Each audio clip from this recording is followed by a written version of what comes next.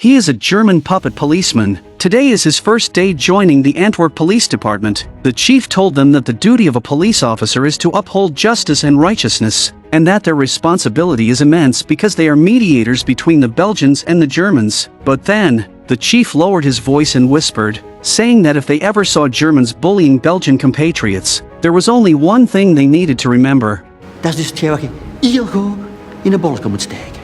Je stopt erbij en je kijkt ernaar.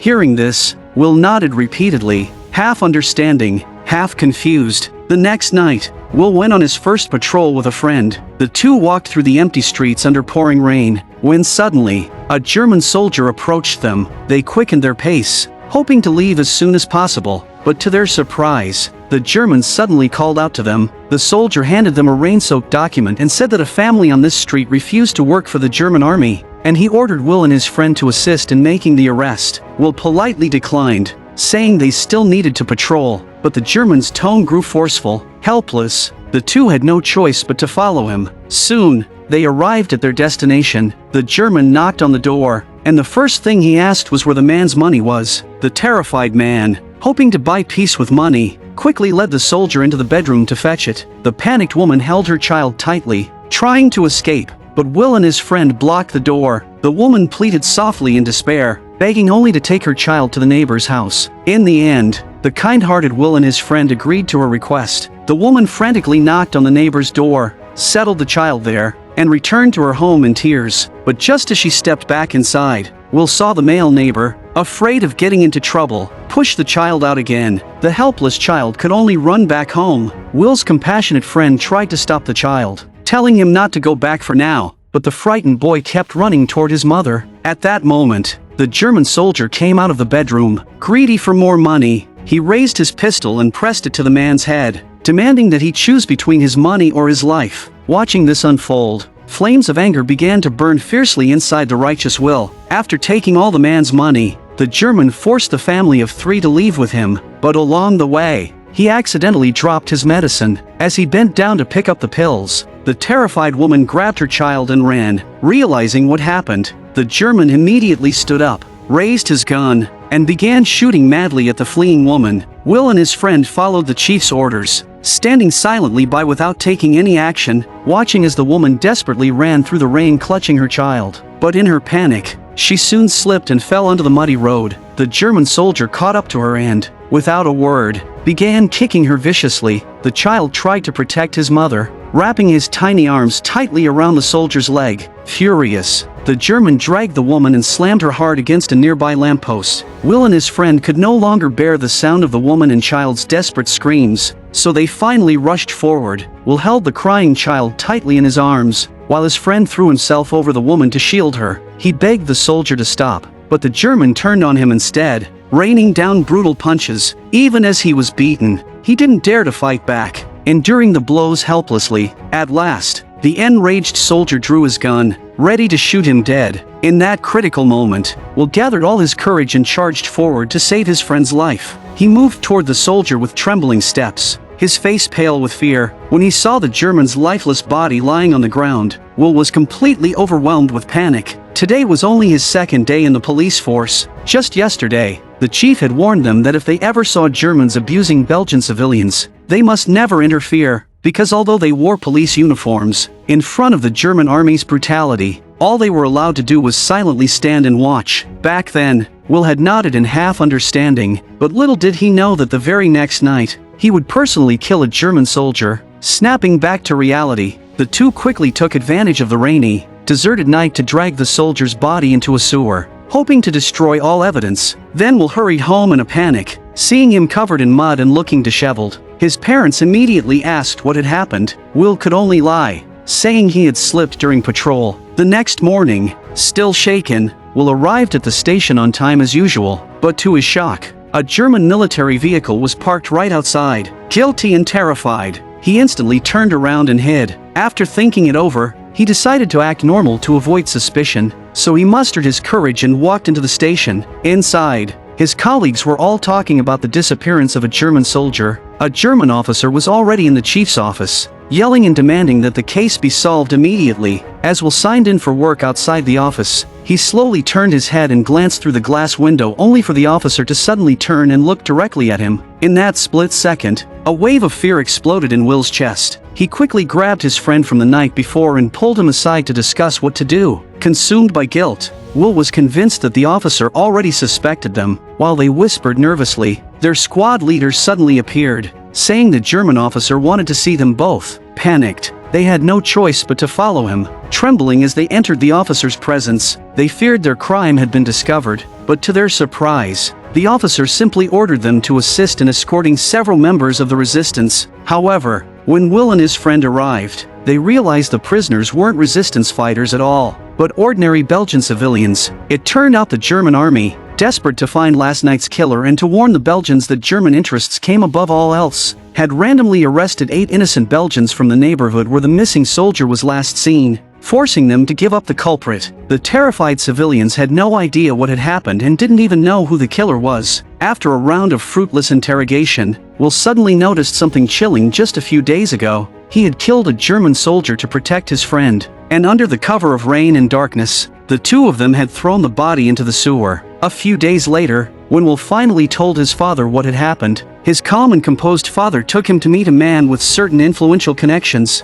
hoping this man could help his son out of trouble. When they met, Will lied, saying that the German soldier had slipped and accidentally impaled himself on a steel bar. He added that, panicked and unsure what to do, he and his companion had thrown the soldier's body into the sewer because they were afraid of causing trouble. Out of respect for their longtime neighborhood friendship, the man agreed to help, but when they arrived at the sewer, they were shocked to find that the German's body had completely disappeared. The experienced man quickly calmed Will and his father, warning them not to panic and to never speak of this incident to anyone again. He also promised to contact some of his well-connected friends to quietly gather information about the missing body. However, he had his own conditions, knowing that Will had exceptional talent in painting, and that he himself was an art enthusiast. He asked Will to paint for him regularly in the future. Moreover, since Will was now serving as a German puppet policeman, he wanted him to start attending their anti-Jewish gatherings. Desperate to resolve the matter, Will had no choice but to agree to both conditions. The next morning, the man took Will to a large house in complete disarray. He told Will that a wealthy Jewish man had once lived there, but that man would never return. From now on, this would be Will's private studio for painting and creation. The man was a staunch anti-Semite. He told Will that Jewish people had destroyed the country's art. He said that once Belgium was completely rid of its Jewish population, he hoped Will could become a famous painter and carry the banner of national art. Then he brought Will to one of their anti-Jewish rallies. They began by watching propaganda films condemning the so-called crimes of Jewish people. They revered the German leader, Adolf Hitler, as their spiritual idol. The crowd was wild with excitement, shouting and cheering, while Will stood blankly among them, completely out of place. Soon, the organization's leader took the stage to deliver an impassioned speech. As his words stirred the crowd into a frenzy, the hall erupted with hatred and fanaticism. Only the newly arrived Will looked around in disbelief at the faces of those consumed by rage. Moments later, the crowd stormed out of the venue, wielding clubs and sticks, shouting slogans as they marched into the streets. Will, confused and anxious, followed along with the mob, unsure of what to do. Their target was a Jewish synagogue. Will alone looked terrified and lost, glancing nervously around as he was swept forward by the crowd. Though he was a puppet policeman, he was still a policeman at heart. He seized a chance to slip away from the march, running as fast as he could back to the police station to report the violent riot to the chief. The chief immediately ordered all officers to move out and stop the violence. But when they arrived, the synagogue had already been brutally looted, and a large crowd had gathered outside to watch as if it were a public spectacle. Will stood silently among them, feeling a heavy sadness inside. He didn't particularly like Jewish people either, but he hated this kind of violent purge even more. And then, he saw the man who had led the riot, still brimming with excitement. The man told Will that he had just missed the most thrilling part. Overcome with emotion, the man even kissed Will on the cheek, but Will stood motionless, saying nothing at all. Will's friends soon began questioning him, demanding to know why he was associating with such pro-German and anti-Jewish extremists. The reason for his anger was simple: he was terrified that Will might betray him. He feared that if Will got too close to the German sympathizers, or even to the German army itself, He might reveal the secret of how the two of them had killed a German soldier. If Will ever tried to protect himself by shifting all the blame onto him, he would be doomed. When he learned that those pro-German men had even given Will a large house to use as an art studio, his suspicion and fear multiplied tenfold. The two ended up fighting inside Will's newly given house. As they wrestled, the friend cursed him furiously, calling him a traitor. Will kept trying to explain, but his enraged friend refused to listen. It wasn't until Will opened the basement door that his friend stopped in. Shock, he saw several homeless Jewish people hiding there under Will's protection. Soon after, the friend invited Will to his home for dinner, saying it was to apologize for their fight. But when Will arrived, he realized it was actually a trap. During the dinner, the friend's family members kept dropping veiled warnings and hints. His sister, Yvette, even subtly implied that she was part of an underground resistance group against the Germans. When Will was about to leave, Yvette leaned close to his ear and whispered something secretly to him.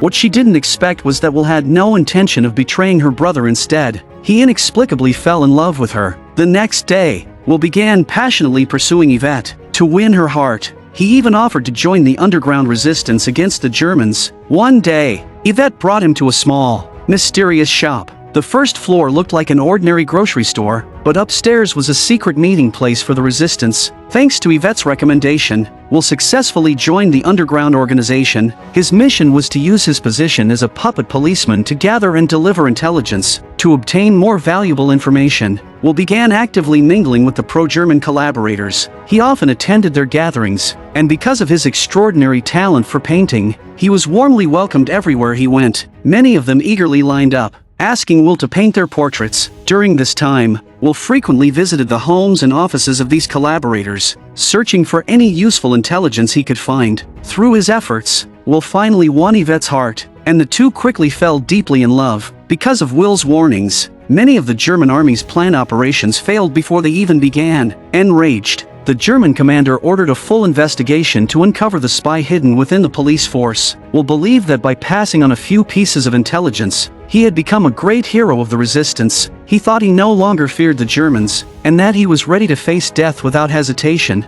That night, Will took Yvette to a small tavern for a date, but unexpectedly ran into the German commander. The moment Will saw him, his smile vanished. Since they had met a few times before, Will had no choice but to approach and greet him politely. The German commander, appearing friendly, invited the two to join his table. He chatted pleasantly about daily life, but Will, cautious and reserved in front of the Germans, barely spoke, only nodding or shaking his head occasionally. Then, another German officer appeared. He immediately began forcing drinks on Will, warning that refusing to drink meant treating the Germans as enemies. Helpless, Will, who never drank, had to gulp down one glass after another. As he grew dizzy and drunk, one of the soldiers dragged Yvette to the dance floor against her will. Will tried to stand up and stop him, but the commander pressed him firmly back into his seat. The commander kept talking idly, while the already intoxicated Will struggled to respond. Meanwhile, the soldier on the dance floor began harassing Yvette, touching her aggressively. She screamed Will's name for help, but he, terrified of offending the Germans, made an excuse to go to the restroom and slipped away. Ignoring her cries, he walked slowly through the crowd into the restroom, his heart pounding. Inside, he encountered a drunk man who mocked him for not having the courage to protect his own woman. Those words pierced Will's heart, unleashing all the anger he had suppressed. Will lashed out, channeling all his rage toward the Germans onto that man, and the two broke into a violent fight. They tumbled out of the restroom, their brawl drawing everyone's attention. In the chaos, Yvette managed to escape. The next morning, as his hangover faded, Will rushed to Yvette's home to apologize, but no matter how much he explained, the disappointed Yvette only said 6 cold words to him.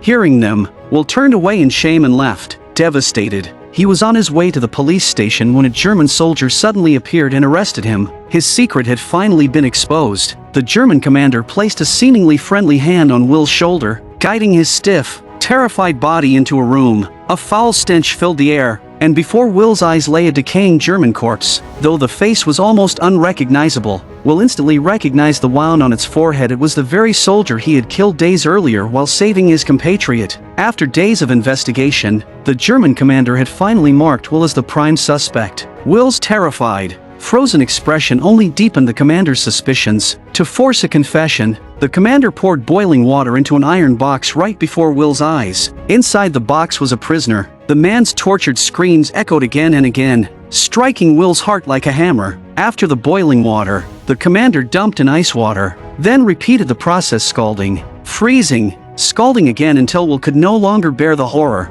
Crushed by the agony he witnessed, Will confessed to everything. He would rather be executed than endure such cruelty. But to his shock, the commander didn't arrest him. Instead, he offered Will a promotion to squad leader. It turned out that the commander not only suspected Will of killing the soldier but had also discovered his involvement with the underground resistance. He wanted Will to serve as an informant, helping the Germans expose and destroy the resistance network. Will, ready to die, refused to betray the underground group. Then the commander threatened him with Yvette's life and the lives of her entire family. Although Yvette had refused to forgive him for what happened at the tavern, she was still the woman Will loved most. He could give up his life, but he couldn't let her be harmed. Even if it meant being branded a traitor, he had to ensure her safety. In the end, to protect Yvette and her family, Will reluctantly agreed to the commander's demand. That very night, the police launched a massive raid against the underground resistance. Will stood motionless amid the chaos, his heart heavy with despair. To keep Yvette safe, he could only watch helplessly as his fellow countrymen were arrested. Then,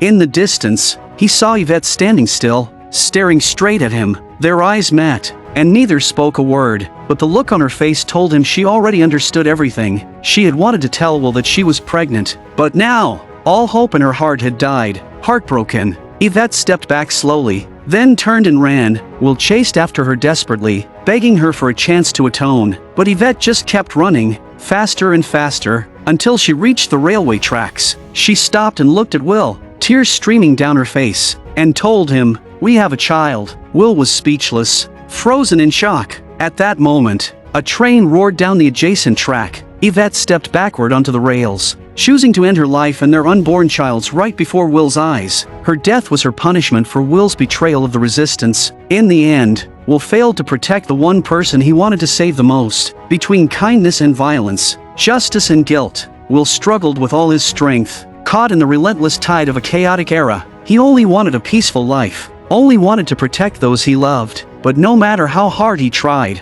he was just a small, powerless man in a brutal age, crushed beneath the wheels of history. I'm a film enthusiast. Thank you for watching, and see you next time.